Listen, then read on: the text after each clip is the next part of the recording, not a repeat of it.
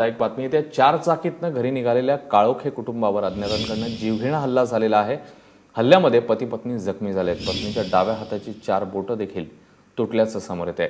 पिंपरीतली ही घटना आहे। एका 4 व्हीलरमधनं हे कुटुंब निघालेलं होतं आणि त्यांच्यावर अचानक हल्ला झाला। रात्री 12:15च्या दरम्यानची ही घटना आहे। नजीम मुल्ला आपल्या सोबत आहेत, आपले प्रतिनिधी। नजीम, या घटनेसंदर्भात काय अपडेट्स तुझ्याकडे?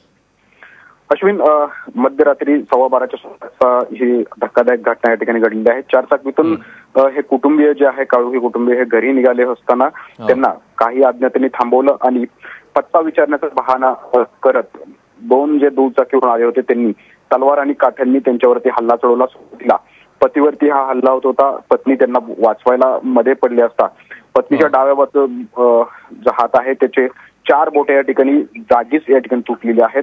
आता त्यांच्यावरती उपचार या ठिकाणी खासगी रुग्णालयात सुरू आहेत। मात्र अतिशय धक्कादायक हा प्रकार म्हणावा लागेल। देहू रोड परिसरातील हा घटना आहे। माळवाडी मधले हे काळोखे कुटुंबीय आहेत आणि गावालगतच ही घटना घडलेली आहे। नेमकं का त्यांच्यावरती हल्ला आणि कुणी केला याचा तपास जो आहे तो देहू रोड पोलीस घेत आहेत। नजीम, धन्यवाद या माहितीबद्दल।